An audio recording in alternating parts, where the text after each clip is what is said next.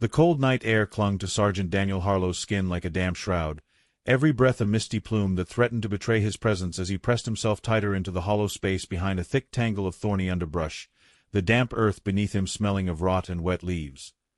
He had been lying there for over 2 hours, his body aching from the unyielding ground, the weight of his gear digging into ribs and hips, but he dared not shift so much as an inch for fear that the faint moonlight might catch on his helmet or the faint crunch of foliage might carry farther than he intended.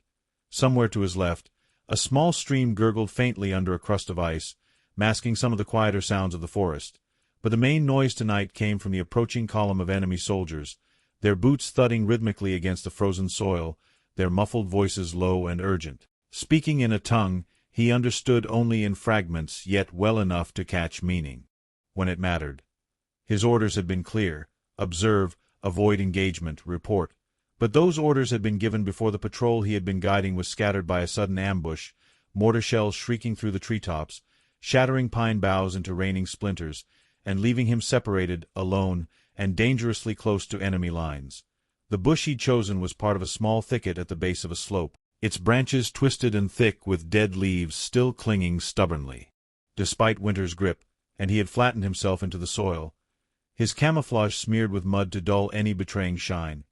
His rifle angled at the ready, but the safety still engaged because he knew better than to open fire unless he had no other choice. The enemy's approach was slow but steady, the sound of their conversation growing clearer with each step, and he strained to filter out the rustle of gear and the creak of leather straps to focus on words, catching mentions of convoy and North Road interspersed with coordinates he tried to lock in his mind, the kind of details his unit's commander would kill to have. Harlow's heart pounded in his ears, and every instinct told him to sink deeper into the ground as the first figures emerged from the shadowed tree-line above, their outlines stark against the pale snow crust, rifles slung at their sides, the dull gleam of bayonets catching stray shafts of moonlight. He counted 4, then 6, then more, an entire squad perhaps. 12 men, some carrying heavy packs and others what looked like folded maps tucked under their arms, their breath fogging in the cold air as they trudged down the slope toward the path that curved just beyond his hiding place. The leader, a tall man with a fur-lined cap and a pistol holstered at his side, stopped within 15 feet of Harlow's bush, his boots grinding frost into the dirt, and gestured for the others to halt. They formed a loose half-circle, stamping their feet for warmth, while the leader crouched over one of the maps, spreading it across a flat stone, his voice dropping but still audible in the still night. Harlow's ears burned with effort as he caught the gist. An ammunition transport was scheduled for dawn, using the North Road bypass instead of the main bridge because the bridge had been mined by Harlow's own side weeks before. The transport would be lightly guarded due to a shortage of manpower. The bulk of their forces occupied elsewhere.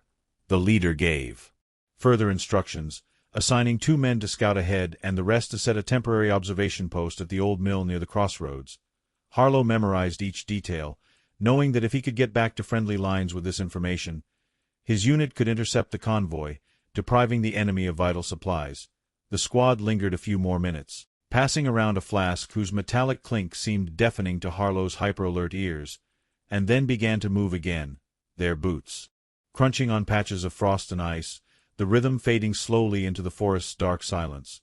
Harlow remained frozen in place, muscles screaming for release, but he knew better than to move too soon. He counted to a slow 60 twice over, listening for any stragglers or sentries, and only when the forest seemed to breathe again did he allow himself a shallow exhale, the frost on the bush before him shimmering faintly in the moonlight. He was alive, unspotted, and in possession of knowledge that could shift the balance of the coming battle, but between him and his unit lay miles of enemy-patrolled woodland, treacherous frozen streams, and the lingering possibility that the squad he had just overheard might double back. Slowly, with infinite care, he began to shift his weight, inching backward into the thicker part of the thicket, every movement calculated to avoid snapping a twig or rustling the brittle leaves overhead. The night air seemed even colder now, each breath cutting deeper into his lungs, and his mind raced with the enormity of what he had just heard, the weight of responsibility pressing down on him harder than the gear strapped to his back. Somewhere far off, a lone owl called into the darkness, and Harlow took it as a reminder that the forest belonged to those who moved silently and struck only when necessary.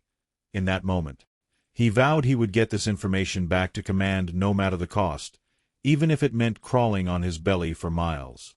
through the frozen undergrowth, because wars were not always won in the roar of battle. They were often decided in moments like this, when a single soldier in the right place, with the right patience, could hear the enemy's heartbeat and live to tell it. The moment Sergeant Daniel Harlow began to move away from the thicket, the forest seemed to close in on him, the shadows stretching and twisting under the pale fingers of moonlight as if conspiring to hide him from any eyes that might still be searching. His breath came in controlled, shallow draws, each exhale diffused slowly so that no sudden cloud of vapor would give him away, and he kept low, crawling at times on his elbows and knees, feeling the frozen earth bite through the layers of his fatigues while the brittle remains of autumn leaves snagged at his sleeves. The weight of his rifle was reassuring in his hands, but also a constant reminder of the noise it could make if it scraped against stone or snagged a branch, so he held it tight and close, angling it slightly downward as he shifted from shadow to shadow. Every few yards he paused, listening intently to the surrounding silence, a silence that was never truly silent. There was the faint creak of tree trunks swaying in the wind, the occasional distant crack of ice breaking somewhere along the stream, and now and then the muffled scurry of a nocturnal creature darting through the underbrush. But these were natural sounds, and Harlow had learned long ago to trust his ear to pick out the foreign notes, the sharp snap of a boot on a branch, the metallic click of a weapon's safety, the sudden halt in bird calls when danger approached. So far, none of those sounds came, and he moved deeper into the woods, away from the path the enemy squad had taken, angling instead toward the low ridge that would bring him closer to the old hunting trail he intended to follow. The map of this forest was etched in his mind from weeks of reconnaissance, and he knew that if he kept the ridge to his left and the stream within hearing distance to his right, he could thread a narrow corridor that avoided the most common patrol routes, though it would be slower and riskier in terms of terrain. At one point, as he crawled up a shallow incline thick with brambles, his glove caught on a thorn and tore, the sudden bite of cold air on his skin making him grit his teeth, but he ignored it, pulling free and pressing on. He thought again about the conversation he had overheard, replaying every word to ensure it stayed fresh in his memory, knowing that details had a way of fading under fatigue and fear, but these could not be allowed to fade. North Road bypass, dawn, lightly guarded, Old Mill crossroads. He repeated them, mentally like a mantra, matching them to landmarks he knew. The wind shifted suddenly, bringing with it the faint scent of smoke, wood smoke not from a burning forest but from a controlled fire, perhaps a camp or an outpost, and he froze, crouched low, scanning the shadows ahead. It was faint, maybe a kilometer away, but the direction worried him. It lay close to the route he needed to take, which meant his path forward might intersect with the enemy's presence sooner than he wanted. Adjusting his course slightly, he moved east, hoping to skirt whatever lay ahead, but the terrain here was treacherous, the ground uneven with hidden dips and ice-covered roots that threatened to send him sprawling with each step. At one point he nearly did fall when his boot slid on a patch of ice, but he caught himself by grabbing a low-hanging branch, which groaned softly under his weight before settling again. The sound seemed deafening to his heightened senses, and he froze in place, ears straining. There was movement now, faint but real, the quiet rustle of fabric and gear somewhere upslope. Slowly, he sank to one knee, bringing his rifle up, eyes fixed on the darker shapes shifting between the trees. 3 figures, maybe 4, not in formation, moving quietly but not with the precision of the squad he had seen earlier. Scouts, he realized, perhaps sent ahead of the convoy to check the trail. They were moving perpendicular to his path, which meant that if he stayed still, they might pass without incident. But the risk was high, for the moonlight was fickle and any stray beam might glint off his rifle barrel or helmet. He pressed himself into the shadow of a fallen log, lowering his profile until he could barely see over it, and waited. The scouts drew closer, their faces partially obscured by scarves against the cold, their rifles cradled in their arms, their eyes scanning but not searching with intent. They weren't expecting anyone here. One of them stopped briefly, crouching, to check something in the snow. A track perhaps, though not his, as Harlow had been careful to move on frozen ground and over stone whenever possible. Before they moved on, their figures melting into the forest beyond. He waited long after they had gone, counting the seconds until he felt certain they were out of earshot, then resumed his crawl, heart still pounding from the near encounter. The rest of the journey to the ridge was slow, the hours stretching endlessly, but finally he reached the point where the ground dropped sharply toward the hunting trail, a narrow path half buried under snow and lined with skeletal trees whose bare branches clawed at the sky. Here he allowed himself a moment to drink from his canteen, the water metallic and almost painfully cold in his throat, before he began the descent. The trail itself was a dangerous choice. It was easier to move quickly along it, but that also meant it was more likely to be monitored. Yet time was pressing, and he calculated that the scouts he had seen earlier were likely moving ahead of the main group, meaning there was a temporary gap in coverage. Moving swiftly but quietly, he made his way along the trail, the snow crunching softly under his boots, until the first hints of dawn began to gray the horizon. With daylight came new dangers, for shadows would no longer be his ally, and every movement risked detection. Still, he pressed on, driven by the knowledge that every step brought him closer to delivering the intelligence that could cripple the enemy's supply line. As the forest thinned, he caught sight of smoke again, this time heavier and closer, rising from beyond a bend in the trail. An enemy checkpoint, no doubt, perhaps manned by only a handful of soldiers at this hour, but enough to end his mission if they spotted him. Harlow slipped off the trail, circling wide through the underbrush, moving painstakingly to avoid snapping branches. His breath shallow and controlled, when he finally cleared the checkpoint area and found the trail again. He allowed himself the smallest flicker of hope.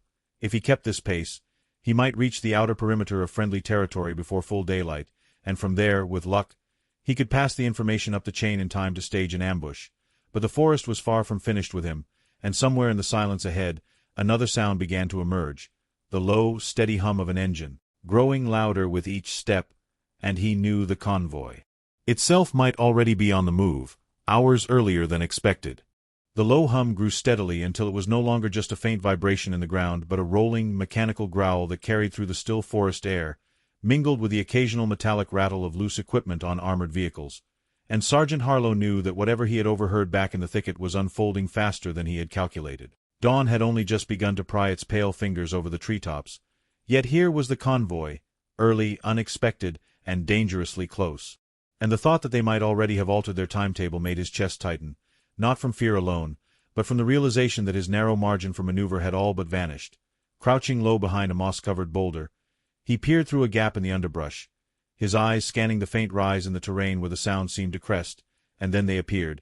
2 scout bikes first, each rider hunched low over the handlebars, their engines kept at a restrained purr. Eyes scanning the path ahead, their tires spitting up little arcs of frost and gravel, followed by the leading truck, its body a dull green mottled with mud and frost, the barrel of a mounted machine gun protruding from its roof like a wary sentinel. Behind it came more trucks, some covered, others with soldiers sitting on benches in the open air, their rifles slung across their chests, faces pale in the dim light, their breath pluming upward in little clouds.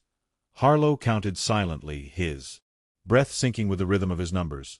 1 truck, 2, 3, 4, each one carrying men, equipment, or both, their weight pressing down on the frozen trail until it groaned in protest under their wheels.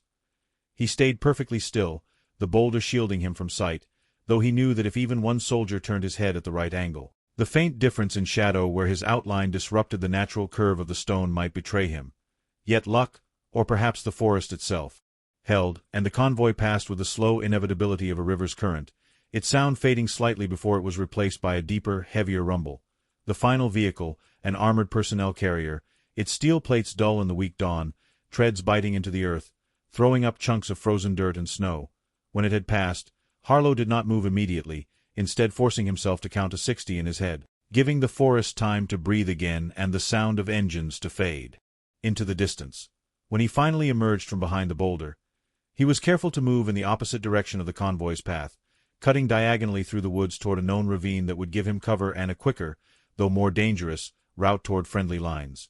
The ravine was narrow, with steep, icy walls, and its floor littered with the skeletal remains of fallen branches and the occasional boulder jutting like a jagged tooth from the earth. But it offered concealment from any aerial surveillance and reduced the chance of crossing another patrol. As he moved along it, the cold bit deeper into his joints, each step sending little tremors through his knees, but he ignored the discomfort, his focus locked on the task, getting the information to command before the enemy reached the mill crossroads. Several times he paused to check his compass, the dull green glow of its markings barely visible in the dim light, aligning it with a mental map etched into his mind. The forest here grew denser, the trees taller, their bare branches interlacing overhead like the ribs of some vast skeletal beast, blocking much of the pale morning light. The air was heavy with the scent of damp earth and decaying leaves, the silence occasionally punctuated by the soft drip of melting frost from a branch overhead. It was during one of these pauses, as he crouched to check the compass again, that he heard it, a faint, irregular crunching of snow from somewhere ahead, the sound too heavy to be an animal and too uneven to be part of the convoy's mechanical rhythm. Instantly he dropped into a low crouch, scanning the ravine walls for a path upward, spotting a narrow ledge partially hidden by a fallen tree. With slow, deliberate movements, he climbed, the bark cold and damp under his gloves, until he reached the ledge, pressing himself flat against the earth. Moments later, 2 enemy soldiers appeared below, walking along the ravine floor, their rifles slung casually, their voices low but carrying in the still air. Harlow's grasp of their language was far from perfect, but he caught enough to understand that they were discussing the early departure of the convoy and a possible change in the drop-off location. Something about avoiding the main road due to suspected enemy activity. This news sent a jolt through him, tightening the knot in his gut. If the location changed, the value of his intelligence would shift, and command would need to know both the original plan and this potential alteration. The soldiers passed beneath him without looking up, their breath steaming in the cold air, and soon the sound of their steps faded into the distance. Harlow remained still for several minutes, ensuring they were well out of earshot before descending carefully back into the ravine and resuming his trek. The hours stretched on, each one blurring into the next, the forest's features beginning to feel repetitive and disorienting, but he kept his bearings by the angle of the light and the faint, constant murmur of the stream somewhere to his right. Hunger gnawed at him, a low, persistent ache in his stomach, but he ignored it, knowing that stopping to eat would cost precious time and possibly expose him if he lingered too long in one place. The terrain grew rockier, the trees thinning as the ground rose toward the ridge that marked the outer edge of enemy territory. Here the wind was sharper, cutting through the gaps in his clothing, carrying with it the faint scent of smoke again, different this time, lighter, perhaps from cooking fires rather than the heavier scent of burning wood he had smelled earlier. This meant civilian settlements, and with them, the possibility of either shelter or danger depending on loyalties. Harlow skirted the edge of the ridge, keeping low and moving quickly, until he spotted the faint glimmer of rooftops through the trees. He hesitated, weighing the risks. Passing through would be faster but riskier, especially if the settlement harbored collaborators. But the alternative was a long detour around open ground, where visibility would be high. Choosing speed over safety, he angled toward the village, moving from cover to cover until he reached the first outlying building, a small, weathered barn with half its roof caved in. From here he could see the village center, where a few figures moved slowly between buildings, bundled against the cold. He kept to the shadows, slipping between structures, ears tuned for any sound of alarm, but the villagers seemed preoccupied with their own morning routines. It was only when he reached the far side of the settlement that trouble emerged. A single shout from behind, sharp and questioning, followed by the unmistakable sound of boots on frozen ground. He didn't turn to look, instead breaking into a sprint toward the tree line ahead, weaving between patches of open ground to make himself a harder target. A shot rang out, splintering the bark of a tree just to his left, and he dove behind another, heart pounding, before zigzagging again toward the thicker forest. The shouts grew fainter behind him.